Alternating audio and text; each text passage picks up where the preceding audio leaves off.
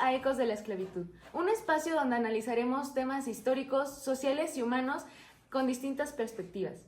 Hoy abordaremos un tema difícil, pero fundamental para comprender nuestra historia y punto presente, la esclavitud. A lo largo de este episodio tendremos varios invitados que aportarán una visión contrastante. Un historiador, visitantes del México antiguo, un especialista en el tema, un funcionario de la ONU y al presidente de nuestro país. Toño, para comenzar, ¿podrías explicarnos cómo se desarrolló el fenómeno de la esclavitud, específicamente en lugares como Tlaxcala? Claro, Odette. Históricamente, Tlaxcala jugó un papel particular después de la conquista. Aunque la esclavitud indígena fue formalmente limitada por ciertas leyes coloniales, surgieron mecanismos que replicaban prácticas serviles, entre ellos las haciendas y las tiendas de raya, instituciones que, aunque no se nombraban como esclavitud, generaban condiciones prácticamente idénticas: control absoluto, dependencia de economía y ausencia total y movilidad social. Cuando te refieres a que funcionaba como esclavitud, ¿a qué te refieres exactamente? ¿Qué era lo que hacía que ese sistema no permitiera la libertad? Sí, principalmente por el endeudamiento perpetuo. O sea que los trabajadores recibían un pago que solo podían usar en las mismas haciendas, lo que les generaba deudas y con el tiempo crecían a tal nivel que ya hasta las heredaban esas deudas. Este sistema hacía que las familias quedaran atadas por generaciones. Prácticamente ese mismo sistema estaba diseñado para que fuera prácticamente imposible salir. Gracias por aclararnos este punto. ¿Hay algo que te gustaría agregar a tu participación? Muchas gracias por la invitación al podcast y me gustaría enfatizar en la importancia de recordar que estos sistemas no eran accidentes históricos, sino que estas estructuras estaban diseñadas así intencionalmente. Comprender estos errores nos permite comprender las desigualdades de hoy en día. Gracias, Toño. Ahora queremos escuchar la voz de alguien de la época. Aarón, ¿podrías explicarnos cómo puedes defender un sistema que fue tan criticado hoy en día? Pues hay que ver el contexto primeramente, ya que las haciendas sostenían la economía completa. A nosotros ofrecíamos trabajo, viviendas, alimentos. La tienda de raya, desde nuestra perspectiva, era una forma de asegurar que los trabajadores tuvieran lo necesario sin depender del mercado exterior. No digo que fuera perfecto, pero en ese entonces era lo que mantenía estable a muchas de nuestras comunidades.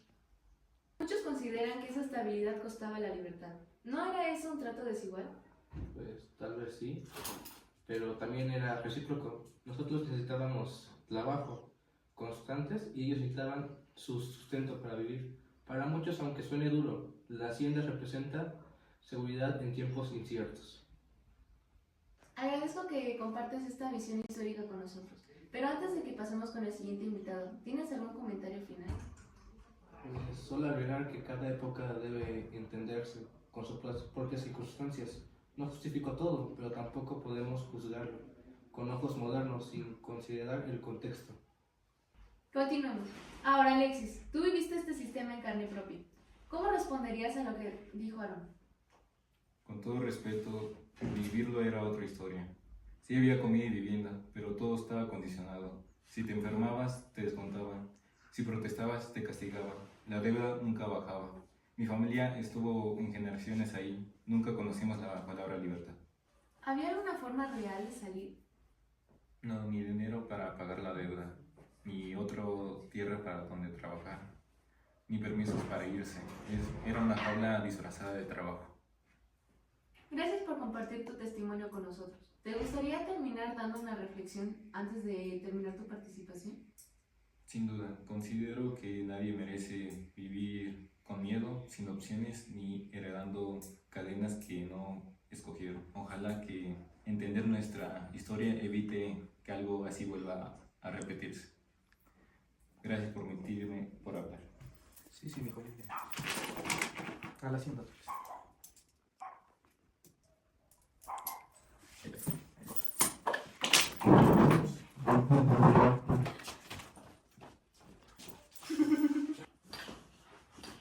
Sara, como especialista, ¿cómo llegó la esclavitud a nuestro país y cuáles fueron sus consecuencias? La esclavitud llegó con la colonización española, primero a través de la explotación indígena y después con personas traídas desde África. Aunque fue abolida, se transformó en peonaje, haciendas y servidumbre. Sus consecuencias perduran aún: desigualdad, racismo, pobreza heredada y normalización de la explotación. ¿Aún vemos secuelas hoy en día? Muchísimas. Persisten prácticas laborales abusivas, especialmente en zonas rurales, agrícolas y domésticas. Son ecos directos de aquellos sistemas. Gracias, Sara. ¿Algo que quieras agregar antes de despedirte? Solo que entender los orígenes de estos problemas es el primer paso para combatirlos. La historia no debe repetirse y el análisis crítico es nuestra mejor herramienta. Gracias por invitarme. Para ampliar el panorama, Arturo, tú como funcionario de las Naciones Unidas, ¿cómo se desarrolló este fenómeno en el mundo y cuándo se empezó a combatir formalmente? Bueno, a nivel mundial la esclavitud existe desde hace miles de años, pero su forma más brutal, la esclavitud transatlántica, afectó a más de 12 millones de africanos entre los siglos XVI y XIX. Con el tiempo surgieron las primeras leyes abolicionistas, pero la esclavitud solo cambió de rostro. Se ocultó en nuevas prácticas. Hoy hablamos de esclavitud moderna, un fenómeno global con muchas caras. Ejemplos de ella son el trabajo forzado en minas de cobalto en África, cuyos materiales terminan en celulares y baterías. Explotación laboral en fábricas textiles de países asiáticos, donde las personas trabajan hasta 18 horas diarias. Tráfico sexual internacional, especialmente de mujeres y niñas secuestradas o engañadas. Matrimonios forzados en regiones de Medio Oriente, África y Asia. Niños soldados reclutados por grupos armados en zonas de conflicto. Pesca forzada en el sudeste asiático, donde marineros pasan años sin tocar tierra. Servidumbre doméstica de migrantes que trabajan encerrados, sin salario y sin documentos. Trabajo agrícola esclavizante en países como Brasil, India y Estados Unidos. Bajo deudas impagables. Explotación a migrantes en obras de construcción, mundialmente, incluidos megaproyectos internacionales. Muy bien, pero Arturo, ¿la esclavitud realmente desapareció? No, la OIT y la Wall Street estiman que 50 millones de personas viven hoy en esclavitud moderna, y la cifra aumenta cada año. Las principales leyes y tratados internacionales que van en su contra serían la Declaración Universal de los Derechos Humanos de 1948, que es la base mundial contra la esclavitud. El Convenio 29 de la OIT de 1930 prohíbe el trabajo forzoso. El Convenio 105 de la OIT de 1957 prohíbe trabajos impuestos por castigos o coerción. Convenio 182 de 1999 elimina las peores formas de trabajo infantil. El Convenio Suplementario sobre la Abolición de la Esclavitud de 1956 prohíbe servidumbre por deudas, matrimonios forzados y trata. El Protocolo de Palermo de 2000, instrumento clave contra la trata de personas. La Agenda 2030, Meta 8.7, que es erradicar la esclavitud, trata y trabajo forzoso antes del 2030. Los retos actuales serían la falta de coordinación internacional, la corrupción que encubre redes de trata, la pobreza extrema que obliga a aceptar trabajos degradantes, la migración irregular sin protección legal, normalización de prácticas abusivas en ciertas industrias. Impresionante. Arturo, ¿te gustaría cerrar con algún mensaje? Sí, la esclavitud no es un asunto del pasado, es una economía multimillonaria que se sostiene con la vulnerabilidad de millones. Combatirla implica 3 acciones: prevención, protección y persecución. La educación y la cooperación global serán siempre nuestras mayores herramientas. Gracias. Para cerrar este recorrido, invitamos a nuestro presidente para saber cómo un país aborda este tema hoy en día. Presidente, adelante. Muchas gracias, Odette, por la invitación. Me presento, soy Diego Armando Juárez Méndez, el presidente de la República y del Partido Nacional. Es un honor estar aquí para hablar de un tema tan urgente. Aunque México abolió la esclavitud hace más de 200 años, varias de sus formas siguen presentes en el día de hoy, pero pues claro, siguen votando por el PRI.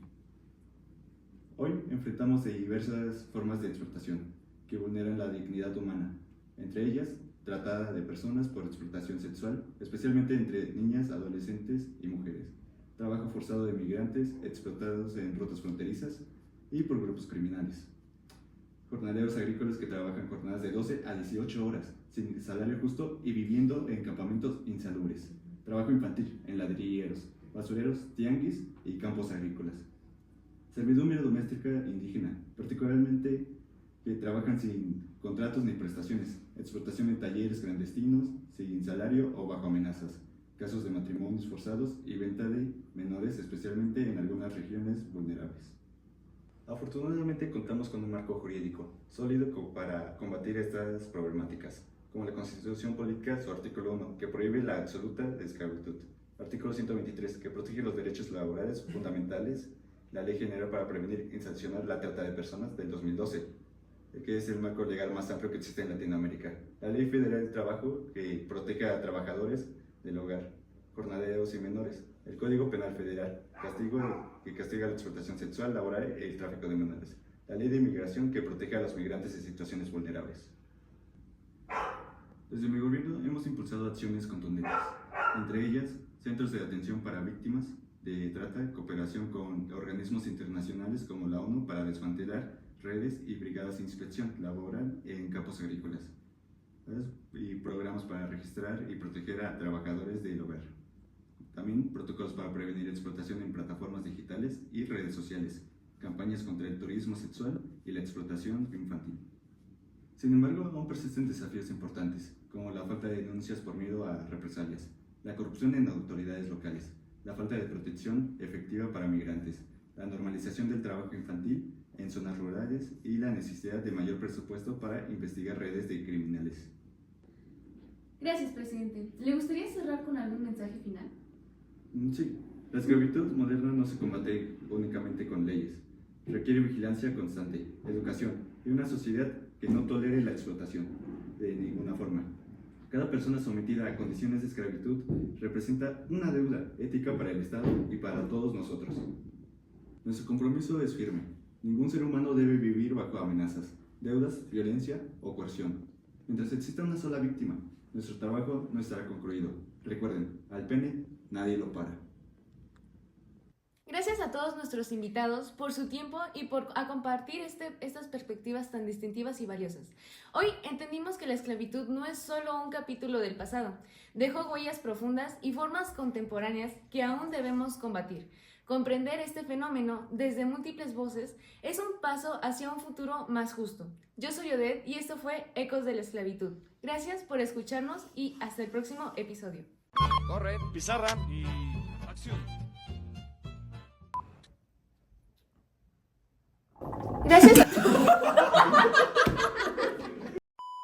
Para muchos, aunque suene duro, la hacienda representaba seguridad. ¡Madre, Toño! Oye, tú párate.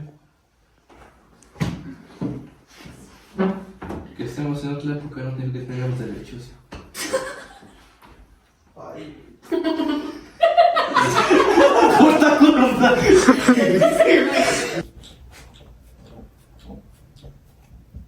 Hostia. Gracias a todos sus invitados por su tiempo. Abolió la esclavitud hace más de 200 años. Sus formas modernas siguen presentes, pero claro, sigan votando por el PRI. Nah. No escucho el sonido. Pues ya van 5 segundos, güey.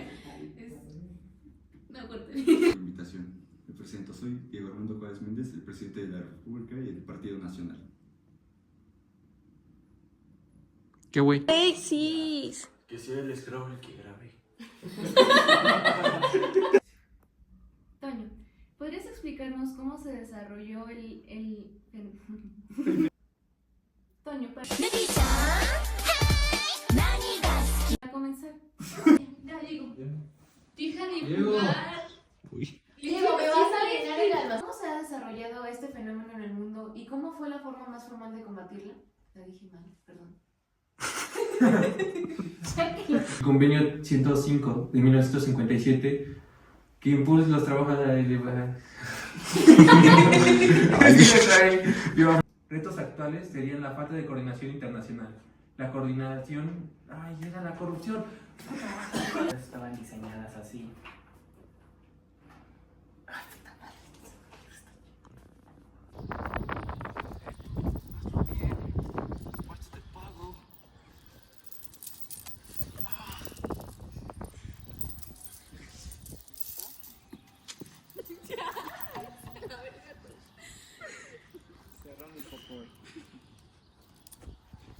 Así.